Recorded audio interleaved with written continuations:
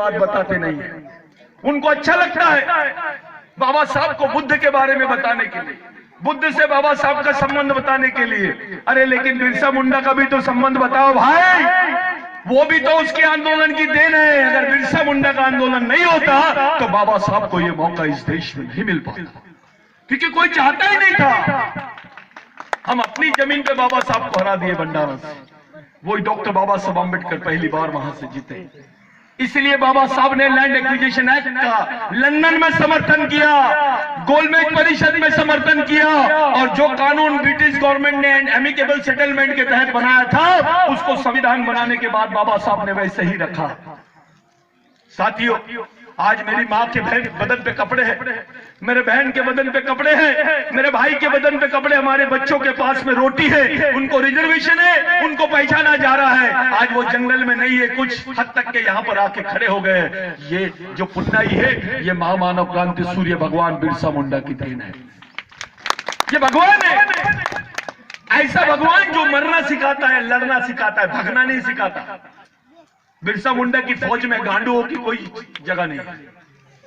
उसकी फौज में 60 साल की बुड्ढी ने भी धनुष्मान पकड़ी। गांधी के साथ नहीं थे इतने लोग। मेरे को गांधी का याद आ गया। महात्मा गांधी, जिनको देश का राष्ट्रपिता बोलते हैं आप, ये साउथ अफ्रीका में थे, टाई कोट पहन के आए थे इंडिया में, वकील थे वो।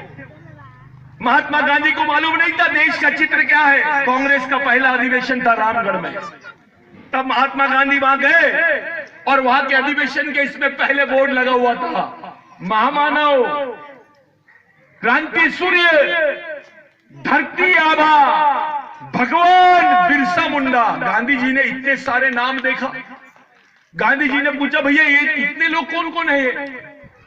तो वहां के लोगों ने बताया, गांधी जी ये तो एक ही आदमी का नाम है। तो बोले ये आदमी है कौन? तो बोले ये आदिवासियों का नेता है, इसने यहाँ के जल जमीन जंगल के लिए लड़ाई लड़ा आदिवासियों के। तो गांधी जी ने पूछा ये क्या चाहते थे? तो उन्होंने अपने मुंडारी भाषा में बोला, मोला गाउस मोल गामास। उसका मतलब होता है गोंडी में मावा नाटे मावा राज, आमचा गावात आमचा राज। गांधी जी बड़े टेंशन में आ गए, रही इस आंदोलन की तो पूरे देश को जरूरत है। तब गांधी जी ने प्रेरणा लिया, भारत ने असहयोग आंदोलन चलाया और टाइगर कोट निकाल दिया, लंगोटी बांधा बिरसा मुंडा की जैसी। देखो गांधी जी की कहीं पे भी फोटो होंगी तो लंगोटी बांधे बिरसा मुंडा की जैसी, और पूरे देश में आंदोलन चलाया। भाई मेरा एक सवाल है, अगर देश के राष्ट्रपिता है महात्मा गांधी और गांधी जी ने बिरसा मुंडा से प्रेरणा लिए है, तो बिरसा मुंडा तो देश का आजा होना चाहिए। लेकिन उसमें कोई बात नहीं करता क्योंकि वो आदिवासी है, क्योंकि वो आदिवासी है, उसमें कोई बात नहीं करना चाहता। ये इतिहास दबाने का एक षड्यंत्र इस देश में चल रहा है। हम लोगों को उलझा के रखते हैं। तुम धर्म के बारे में बोलते रहो, तुमको संस्कृति के बारे में बोलते रहो, एक आध टीम को और उचका देते हैं, उसको कुछ पैसा देंगे, साले तू पूजा पार्टी कराते रहे आदिवासियों से, ताकि आदिवासी अपने पूजा पाठ और इन चक्कर में रहे और उसकी जल जमीन जंगल ये लोग छीन ले, उसका राजपाट छीन ले। क्या हुआ चंद्रपुर में? बाबूराव शेरमाके को जब फांसी दे रहे थे तो अंग्रेजों के साथ में संयुक्त सत्ता थी वहां के राजा की, गोंड राजा की। गोंड राजा भी शामिल था और अंग्रेज भी शामिल थे और बाबूराव शेरमाके को फांसी दे रहे थे। किसको गुनहगार बोलेंगे हम? किसको बोलेंगे? किसको मानेंगे हम? राजाओं को माने या हमारे समाज के शहीदों को माने? साथियों, ये जो अपना बिरसा ब्रिगेड है, ये केवल और केवल समाज के शहीदों की विचारधारा पर खड़ा है।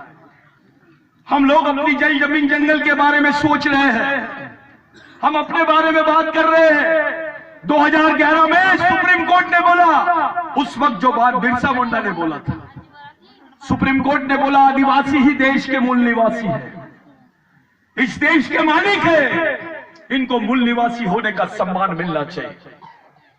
लेकिन अब तक के भारत सरकार ने 2011 से लेकर 2018 तक इन्होंने बोला ही नहीं कि आदिवासी भारत के मूल निवासी है। ये इस देश के मालिक है। ये बात गवर्नमेंट नहीं बोल रही है, क्योंकि ये इस देश को एक धार्मिक राष्ट्र बनाना चाहते हैं। हमारे दिमाग में डाला जाता है कि धर्म के बगैर कुछ नहीं होगा। अबे कैसे नहीं होगा? धर्म के बगैर क्यों नहीं होगा? बाबूराव शर्मा के ने धर्म की बात किया था क्या? संस्कृति की बात की और जल जमीन जंगल की बात की। तंटेबिल ने धर्म की बात किया था क्या? संस्कृति की बात की, जल जमीन जंगल की बात की। अरे आदिवासी के पास धर्म तो 4000 साल पुरानी चीज है यार।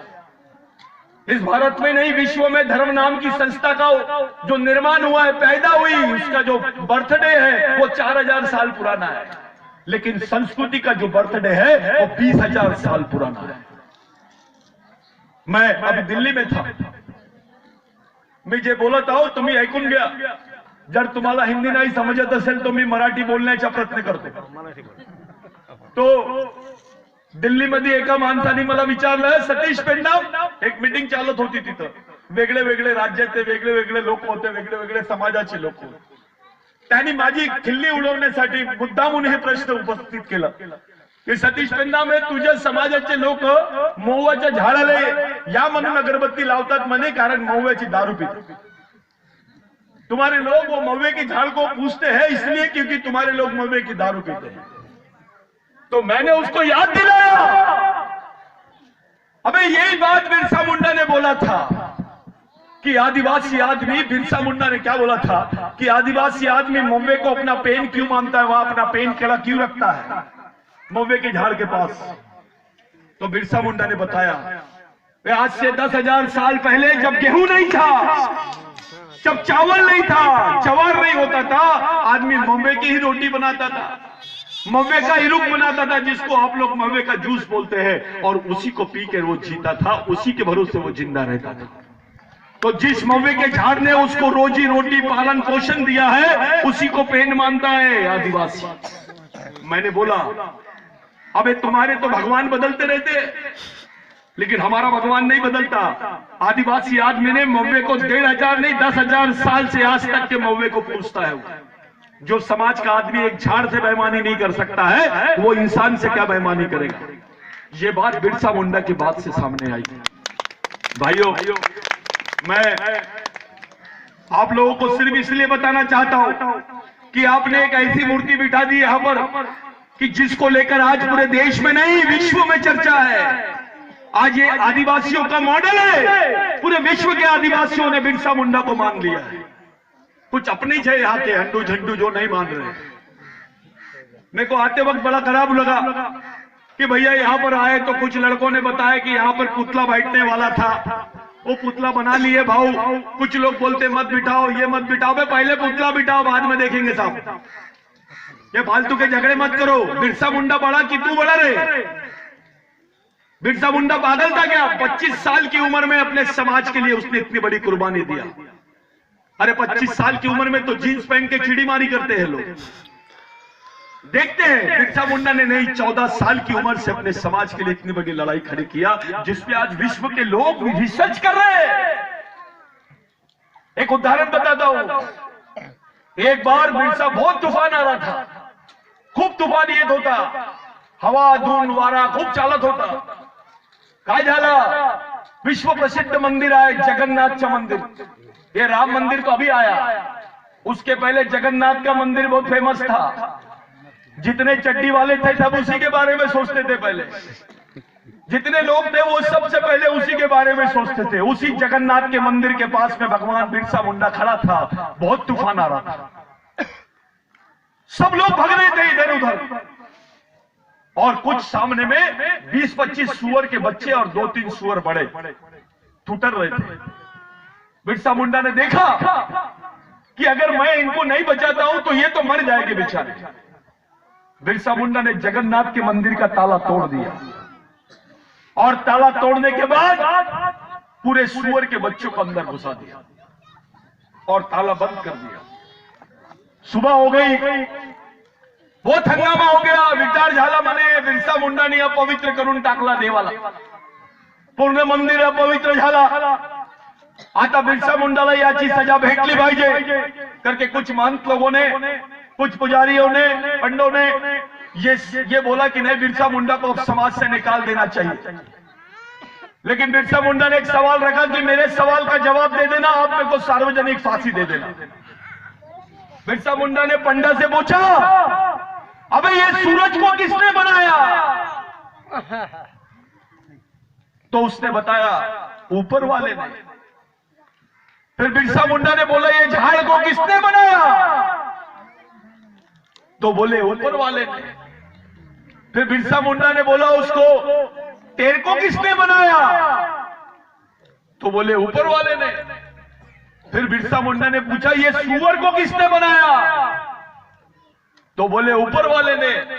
तो बिरसा मुंडा ने बोला, अबे एक ही कारखाने का माल है, इसका गोडाउन कैसे अलग हो सकता है? हे वेगळे कसं राहू शकतात जेव्हा बनवणारा माणूस एक आहे, एकच कारखान्याचा माल आहे? तो ये बात बिरसा मुंडा ने बोला। बिरसा मुंडा ने दूसरी बात और बोला कि विश्व के जितने भी धर्म है, कम से कम भारत के, वो सुअर जानवर को अछूत मानते हैं, जिसको गोंडी में पद्दी बोलते हैं। गोंडी ते अमुन पद्दी इंतरो, जिसको सुअर को अछूत जानवर मानते हैं। लेकिन बिरसा मुंडा ने बोला, इस अछूत जानवर को आदिवासी संस्कृति में नारायण पेन बोलते हैं, हम उसको अपना पेन मानते हैं, अपना देव मानते हैं। तब जाके लोगों का दिमाग खराब हो गया। फिर सवाल खड़ा किया बिरसा मुंडा ने कि जो समाज एक जानवर को, एक तुच्छ जानवर को भी अपना देव जैसा मानता है, उस समाज में इंसान का कितना बड़ा स्थान होगा। ये बात सवाल सबके सामने खड़ा किया बिरसा मुंडा ने। बिरसा मुंडा ने हिंदू धर्म लिया, उसको भी छोड़ा। विश्व का सबसे अलग टाइप का आदमी था ये। मैं गांधी जी की वो बात बताने वाला हूं। हिंदू धर्म लिया, उसको भी छोड़ा। वैष्णवी धर्म लिया, उसको भी छोड़ा। और आखिरी में बिरसा मुंडा ने क्रिश्चियन धर्म लिया, उसको भी छोड़ा। और एक ही बात बोला, गुलामों का कोई धर्म नहीं होता, और हमारे आदिवासियों को किसी धर्म की जरूरत नहीं है, हमारी संस्कृति विश्व की सर्वश्रेष्ठ संस्कृति है। ये बात उस वक्त बिरसा मुंडा ने बोला।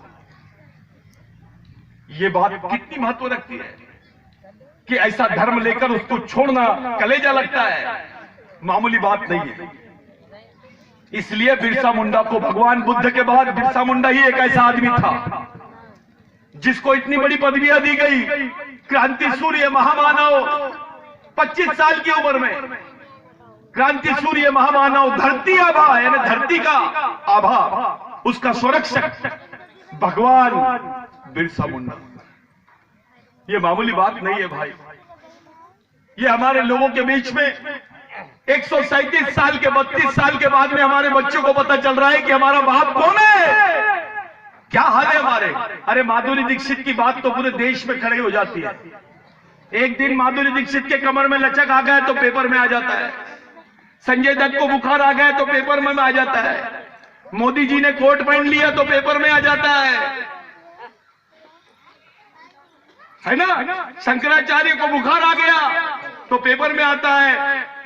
रामदेव बाबा का कुछ एकाध योगा कर लिया तो पेपर में आता है। लेकिन आदिवासी भाई मजदूरी करते करते मर जाती है, कभी पेपर में नहीं आती। हर एक घंटे के बाद एक आदिवासी परिवार अपना घर दरबार छोड़ देता है, गांव छोड़ देता है, तब पेपर में नहीं आते। आदिवासी छोटे छोटे बच्चों के साथ में आश्रम स्कूल में बलात्कार होता है, तब पेपर में नहीं आता है। आदिवासियों की जल जमीन जंगल को लूट लेते हैं, तब पेपर में नहीं आते, तब कोई बात नहीं करता। ये लोग हमारे लोगों के बीच में एक अलग टाइप का प्रचार चल रहा है। रामदेव बाबा बहुत चल रहा है अभी। हमारे आदिवासियों की जमीन ये लोग रामदेव बाबा को देते हैं। अपने बच्चों को संभालो, ताना बसवा बस। रामदेव बाबा की बात चल रही थी, खूब चल रहा है रामदेव बाबा, रामदेव बाबा। ऐसा चल रहा है कि रामदेव बाबा को गवर्नमेंट उठा उठा के आदिवासियों की 200 एकड़ 500 एकड़ जमीन दे रहे हैं। साले एक आदमी को आदिवासी की जमीन, और आदिवासियों से लाखों एकड़ जमीन इन्होंने छीन ली है, और उसको सम्मान। अबे रामदेव बाबा को बोल आदिवासी भाई जैसा 6 फीट का गड्ढा खोद के बता दे, जो आदिवासी भाई अपने बच्चे को कमर में बांधती है और गड्ढा खोदती है, मजदूरी करती है, दिन भर पसीना घुमाती है, उसको पता है योग क्या होता है। तेरी कमर इधर से इधर हो जाएगी, अभी पता चल जाएगा किसको बोलते योग। ये योग नहीं है भाई, ये खो गए। जिनके पेट भरे होते हैं उनको ये घूमने फिरने की जरूरत होती है, लेकिन जो मेहनत करता है, आदिवासी को किसी योग फोक की जरूरत नहीं है और उसको किसी एडिशन मेडिशन की जरूरत नहीं है। वो तो खुद जानता है। आदिवासियों से 8 रुपए किलो से ये लोग आंवला लेते हैं और ये लोग मार्केट में उसको 200 रुपए के आंवले का जूस बना के बेचते हैं। ये संत है, ये बिजनेसमैन है, इसको व्यापारी बोलते हैं। ये धर्म के आड़ में व्यापारीकरण कर रहे हैं, धर्म का व्यापारीकरण करते हैं। ये कोई धर्म भरम नहीं है। आदिवासी आदमी अगर किसी की दवाई करता है, जड़ी बूटी करता है, जंगल में जाके देखो, किसी को दवाई देता है तो उसको बोलता है भैया दवाई ले ले, और उसने पैसे दिया तो बोलता है पैसे लूंगा तो तेरे को दवाई नहीं लगेगी। ये हमारी संस्कृति है। तो हमको किसी धर्म की जरूरत नहीं है, हमको किसी शंकराचार्य ने पाठ नहीं पढ़ाना है। हमारा जो लिंगो है वो संत नहीं था, धर्मगुरु नहीं था, वो साइंटिस्ट था। वो साइंटिस्ट था जिसने ये 6 देव 7 देव 5 देव की जो संकल्पना, सिर्फ इतना ही नहीं बनाया लिंगों ने। हमको तो सिर्फ इतना ही पता चला है। अब तो प्रश्न बाकी है भाई। किसी ने हमसे पूछा लिंगो पैदा कहाँ हुआ और मरा कहाँ, तो बताएंगे कैसे? पूछेगी ना, अपनी जनरेशन पूछेगी अपने से कि लिंगो पैदा कहाँ हुआ, मरा कहाँ, बताना ही पड़ेगा तुमको। अगर ये शोध नहीं हुआ तो चुपचाप रहो, अभी बिल्कुल तरीके से काम करो। तुम्हारा दुश्मन तुम्हारे ऊपर देख रहा है, उसकी नजर है। वो तो चाहते ही है आदिवासी की संस्कृति और आदिवासी आदमी इस देश से खत्म हो जाए। वो चाहते हैं, इसीलिए इस देश की 70% आर्मी, जिसको सेना बोलते हैं, 60 से 65% सेना जो है वो आदिवासी क्षेत्रों में लगा है। इन्होंने पाकिस्तान के बॉर्डर पे नहीं लगा है, चाइना के बॉर्डर में नहीं लगा है, ये आदिवासी के गांव में लगा है, उसके जंगल में लगा है। क्योंकि ये गवर्नमेंट केवल आदिवासियों के साथ में युद्ध करने की मानसिकता वाली दिख रही है।